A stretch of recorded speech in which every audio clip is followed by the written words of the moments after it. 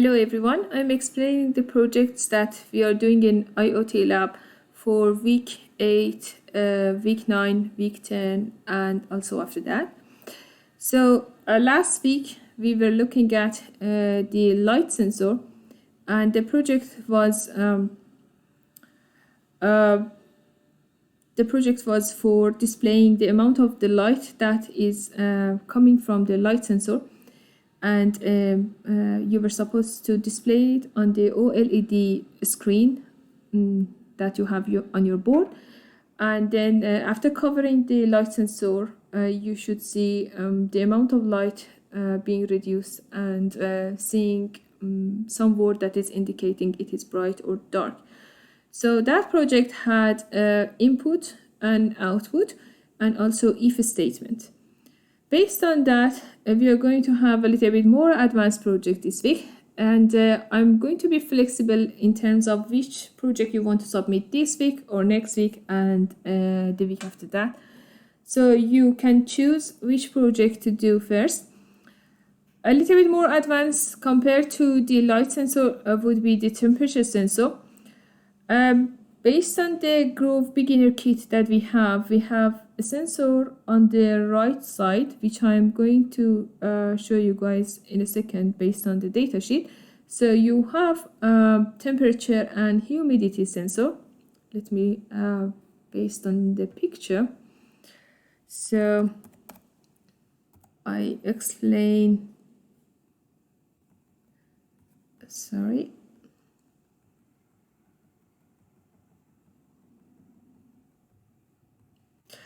So at this position, you see this sensor here is temperature and humidity sensor, which has this blue shield on top. So for the moment, forget about the humidity. I don't want you guys to drip water on humidity sensor to change the value that is coming from that sensor. Just looking at the temperature sensor, that is another type of input component that is connected with built-in PCB to your Grove kit. And again, you don't have to be worried about wiring it because it has this built-in PCB. So just find out the datasheet. I'm not going to give you a clue how to get it. So based on what we have done previous weeks, I assume everyone knows how to get information for this sensor. So look at the datasheet and find out how you can write a basic code that can read the temperature that is coming from that sensor. And then you want to display that value on the display OLED display screen. The similar way you were doing last week with the light sensor, if you remember. So this week, the only thing at the beginning that you need to do is to replace that port with the temperature sensor. That would be the beginning and start of the project. Then I want you to change something on your board. So for example, you can have some regular reading based on the room temperature, and then you can just rub your finger on the back of the sensor or give your sensor a warm ha, so that the temperature gets higher than the room temperature. So a small change on the temperature should give you some increase in the numbers that are coming from the temperature sensor. Sorry. So remember, you might not want to use the formula that you had for the light sensor. So you might come up with your own formula, or you might stick to the direct value that is coming from that sensor. So I want you to have some indication on the OLED display. For example, if it is reading the room temperature, it is saying cold, and if you are rubbing your hand on the back of the sensor, it says hot, and so on, or vice versa. It's up to you. You want to open your window and expose it to something cold, and just be careful of the built-in PCB, or you want to have coldness compared to temperature you are sitting right now. So that would be very similar to the if statement that you had for your light sensor, that part for the second item here. So this part will be very similar to your project from last week. On top of that, I want you to have another threshold, which means that you might have two loops, one in another one, or two separate loops. This time you are going to have a threshold that is not that easily achievable. What do I mean by that is that, for example, you're rubbing your hand on the light sensor and you have some raise in numbers, but it is not like very high. So if you hold your kit, for example, on top of your cup of tea, and then you see suddenly very high numbers coming from that sensor, so that will give you a very high threshold. And then the LED on the top, the external LED, this one, this grove LED should turn on. Or in the opposite way, if you prefer to hold your kit on top of a piece of ice, and then you have coldness being observed from your sensor, so you will have that LED being turned on, indicating that it's super cold, and then you have that text displayed on the display screen saying that it is cold. So that would be the first project. And then the next project that I want you to do is moving a character, something on the OLED display. So we looked at the potentiometer when we were doing the demonstration on week 1 and 2. Now I want you to look at potentiometer as your input, and the output would be your OLED display. So you want to create your personal shape or character, something a little bit more fancy than only your name. So it would be a shape or something that is unique, is not similar to your friend's shape or character, for example, your initials or something. And then that shape, character, or thing that is unique among your classmates should move around by moving the potentiometer. So you may notice that potentiometer has very wide range of movement. So it can go all the way to the right or all the way to the left. But that, if you divide the movement accurately, you can have movement from all the way from the left side to all the way to the right side of your display screen.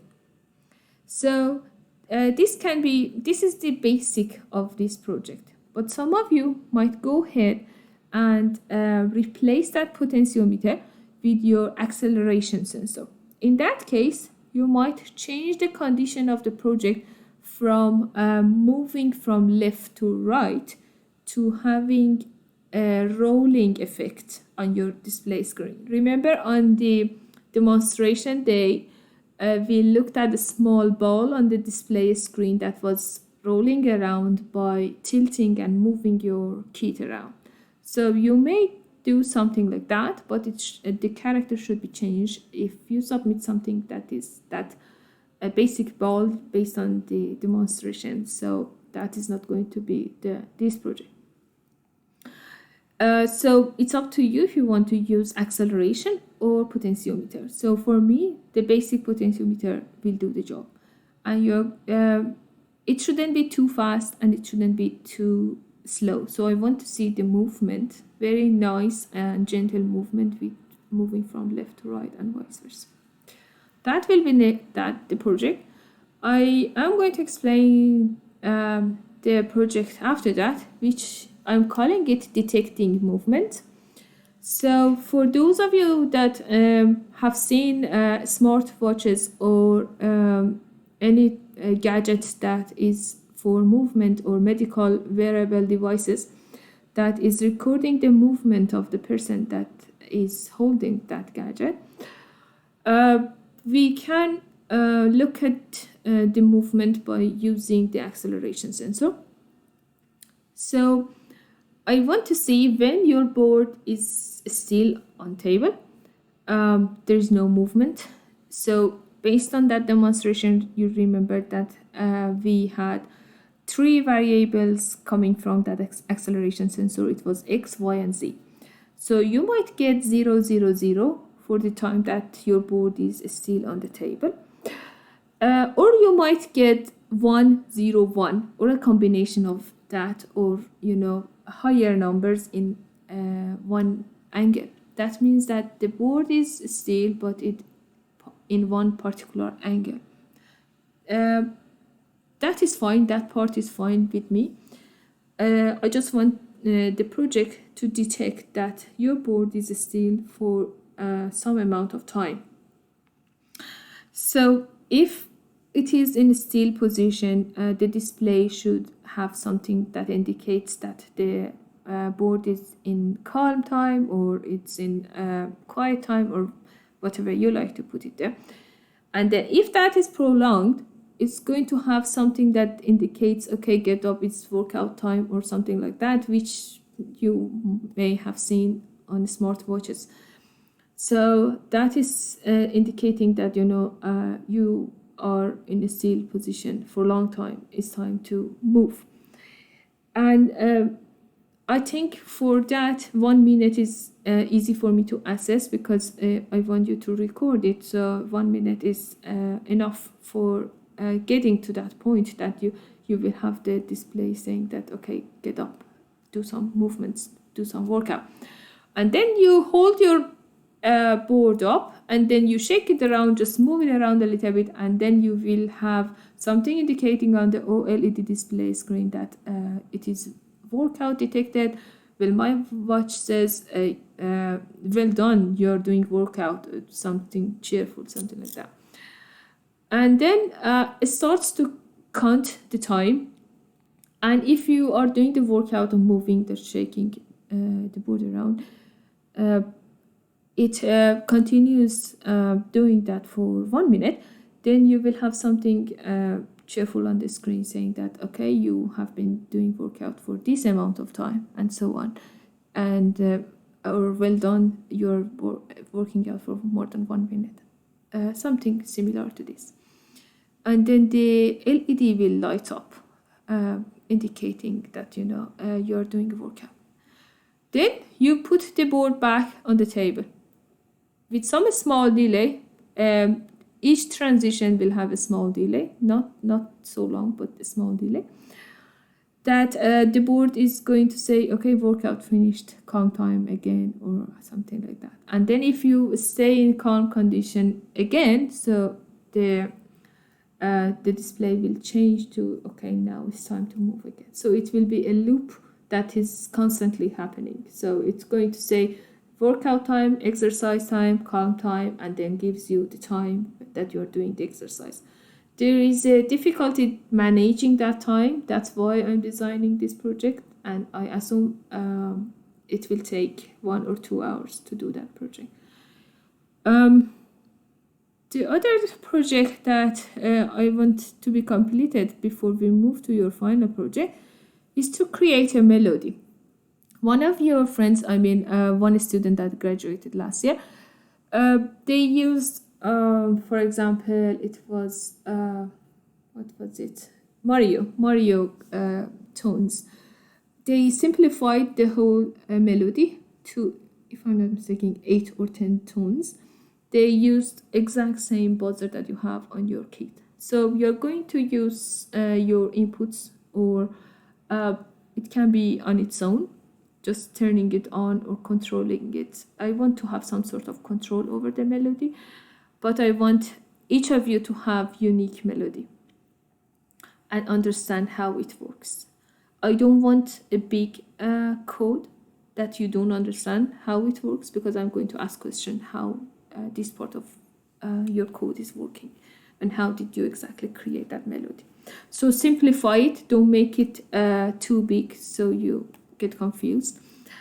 If you find something on the internet that is super fancy and cool, but it's difficult to do, just cut it down and do a small piece of that.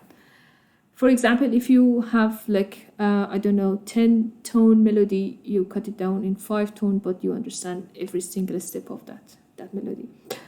So you can use, ideally, I want you to use your inputs. I know you have limited number of inputs in terms of push button, potentiometer, light sensor, sound sensor, and so on. But the acceleration also can be used. So feel free to use any of those to have inputs that are controlling your melody. What do I mean by that? I don't want you to create the real working piano. I just want you to have some sort of control over the melody. For example, making it going faster or going slower, something like that. The main concentration on this project is to understand how the coding can be done for this. And don't change the PCB because you may want to add more components. For example, if you have push button, groove push button, you can use the cable to connect it to the shield and have that piano looking project. It's up to you if you want to add more components and more push buttons and stuff, or touch sensors. Touch sensors are very nice. But please, if you want to return the kit back to school, don't change the built-in PCB unless you want to keep the board for yourself. So that will be the last project that I wanted to be done before we move to your final project. Your final project will be based on your creativity. So it's not going to have a major mark as it had last year. So it has a small portion of mark compared to last year. But still, it is important to do it. I know that we are missing the wireless communication that links the project that we are doing based on Arduino and the concept of IoT. But for the moment, we are just going to look at the components and things that we have in hand. I want you to come up with your own project, your idea, how you can use these or any extra component that you can add on the shield. Again, keeping the kit safe if you want to return it, or if you want to break it up and keep the kit for yourself, it's fine. So it should link what we are learning in the lab and the big concept of the IoT that I am lecturing in class. And I ideally want you guys to work in group so I can assess you based on your teamwork and discussions and work that you do together. But the project should be replicated.